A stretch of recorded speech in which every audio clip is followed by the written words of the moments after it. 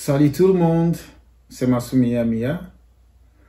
Je viens ici pour la deuxième partie de la vidéo sur les universités américaines dont les programmes de PhD est gratuit.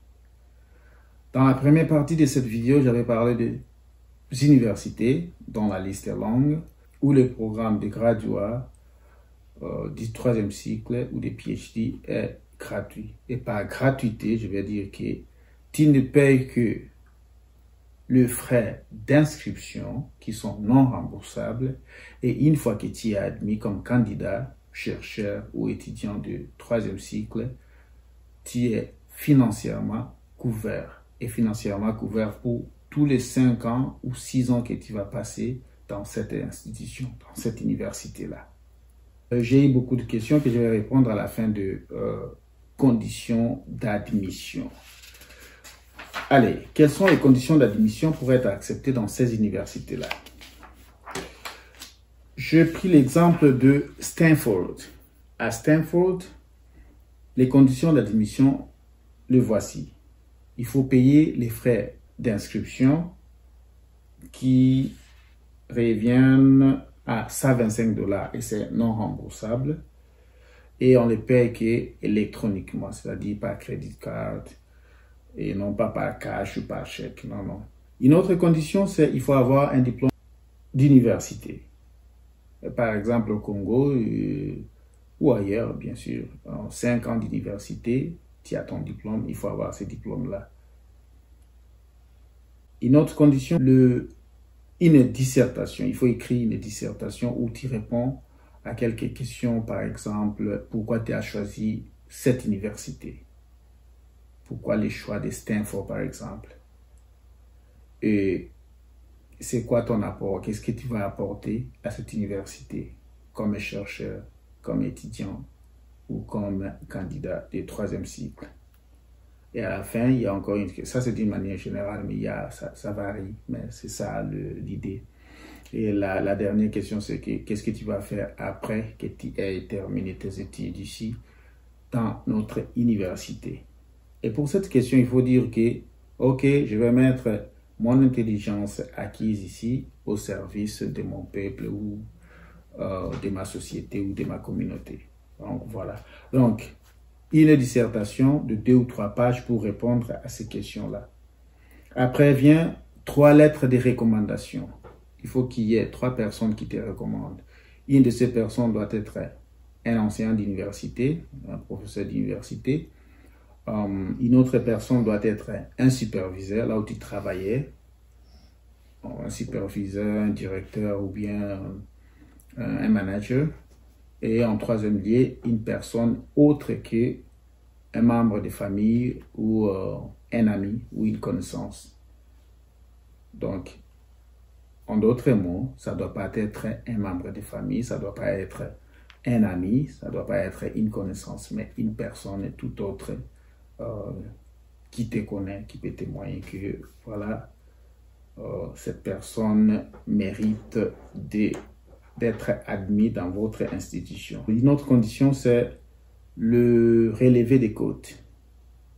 Tu as étudié, tu as obtenu ton diplôme de licence, ton diplôme de 5 ans d'université.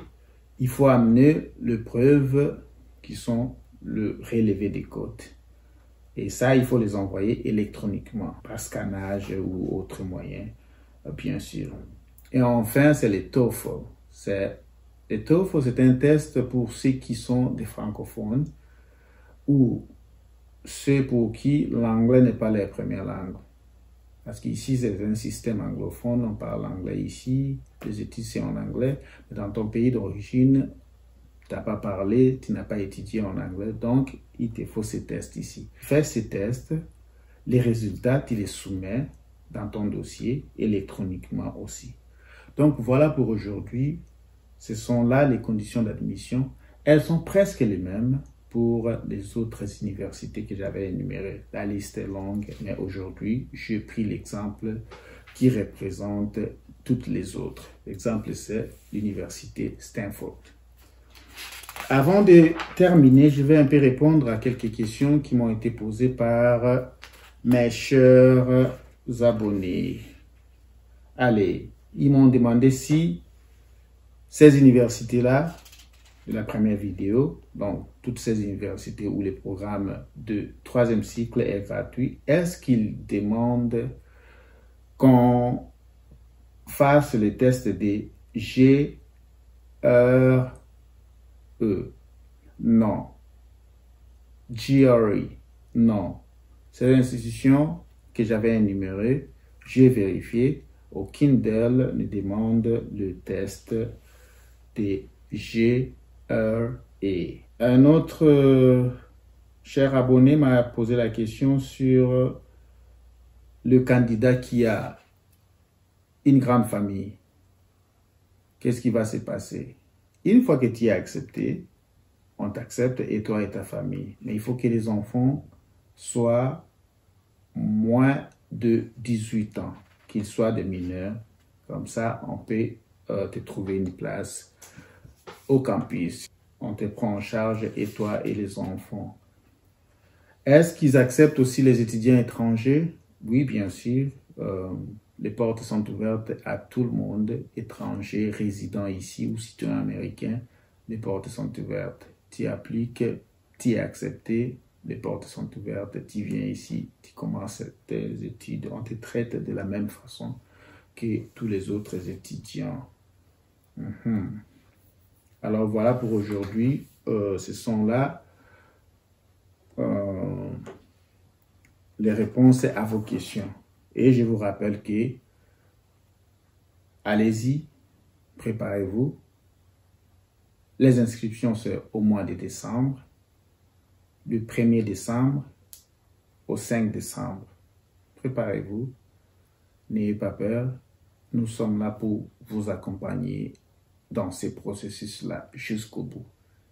Courage, bonne chance et n'oubliez pas d'aimer, commenter. Si vous avez toujours des questions, vous avez mon email ou alors allez-y dans la section des commentaires. Allez, posez votre question là-bas et nous reviendrons vers vous très promptement. En attendant, partagez cette bonne nouvelle et ciao, ciao, à très bientôt.